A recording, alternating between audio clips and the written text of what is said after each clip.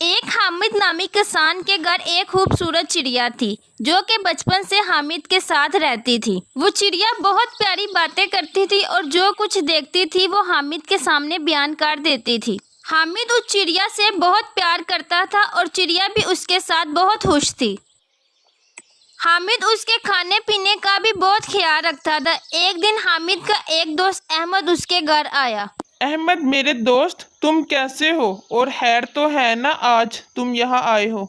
ہاں حامد، میں بالکل ٹھیک ہوں اور میں اپنے دشمنوں سے بچنے کے لیے یہاں پناہ لینے آیا ہوں۔ تمہیں تو پتہ ہی ہے کہ ہمارے گاؤں میں کتنی دشمنی ہے۔ ہاں جی، میں سب جانتا ہوں احمد، تم بالکل پریشان نہ ہو، تم اسے اپنا گھر ہی سمجھو۔ تم یہاں آئے ہو، تمہارے اور میرے علاوہ کوئی نہیں جانتا، یہ بات کسی کو نہیں پتہ چلے گی۔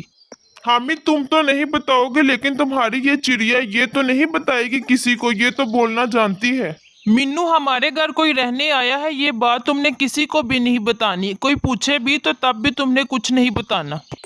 جی مالک، یہ میں بات کسی کو نہیں بتاؤں گی۔ احمد کے دشمن جانتے تھے کہ احمد کہاں پناہ لے سکتا ہے، اس لیے وہ حامد کے گاؤں پہنچ گئے۔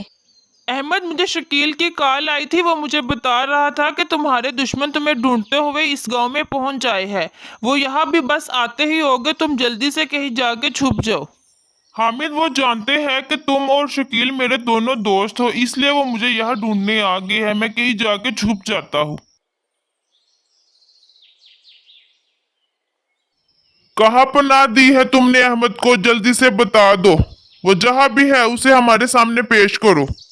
احمد یہاں نہیں ہے، تم چاہے تو میرے گھر کی تلاشی لے لو۔ ابھی تو ہم یہاں سے جا رہے ہیں، لیکن احمد جہاں کہیں بھی ہوگا ہم اسے نکال کر رہیں گے اور روز ہم یہاں آئیں گے۔ رات کے وقت سب سو رہے تھے کہ احمد کے دشمن وہاں پہنچ گئے۔ چڑیا ہماری بات سنو، تم ہمیں سچ سچ بتاؤ کہ احمد نے یہاں پناہ لی ہے۔ میں تمہیں سچ بتاتی ہوں، لیکن یہ بات تم کسی کو نہ بتانا۔ ہاں، احمد نے یہاں ہی پناہ لی ہے، وہ ہمارے گھر رہ رہا ہے۔ صبح ہوتے ہی احمد کے دشمن اسے زبردستی اپنے ساتھ لے گئے۔ کسان کو معلوم ہو چکا تھا کہ احمد کے دشمنوں کو یہ بات چڑیا نہیں بتائی ہے، اس نے چڑیا کو مار کے گھر سے باہر نکال دیا۔ چڑیا در در پھرنے لگی۔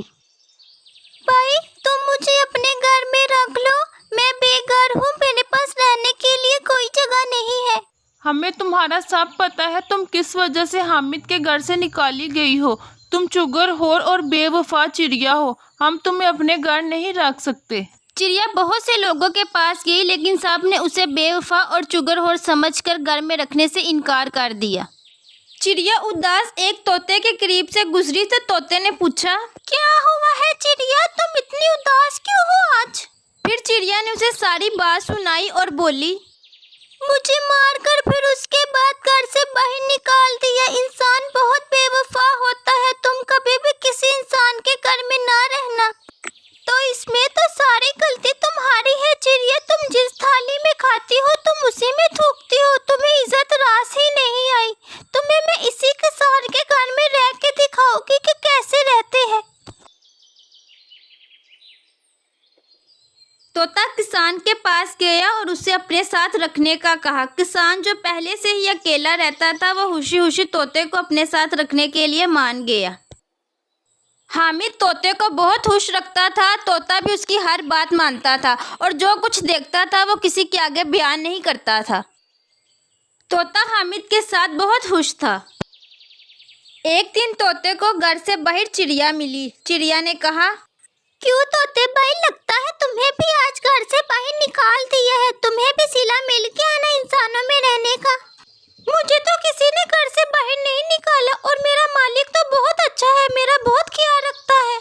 بھائی، ابھی تو تم نئے ہو، وہ تمہیں پیار سے رکھے گا، بعد میں وہ تمہارے ساتھ بھی ویسا ہی کرے گا جیسے اس نے میرے ساتھ کیا تھا۔ میں اسے تکلیف نہیں پہنچاؤں گا تو وہ مجھے عمر بھر نہیں نکالے گا، جیسے وہ بولتا ہے میں ویسے ہی کرتا ہوں، ہمدردی کرو گے تو ہمدردی ہی ہوگی۔ میں زیادہ نہیں بولتا، اپنے ساتھی کا بید نہیں کھولتا، جو کچھ میرا مالک کہتا ہے میں وہی کرتا ہوں۔ اب چڑیا کی سمجھ میں طوطے کی ساری باتیں آ چکی تھی اور اسے اپنی غلطی پہ بہت پچھتاوا ہو رہا تھا۔ लिहाजा हमें हर हाल में अपनी नीयत साफ रखनी चाहिए। अगर हम हमदर्दी करेंगे तो हमें भी हमदर्दी ही मिलेगी।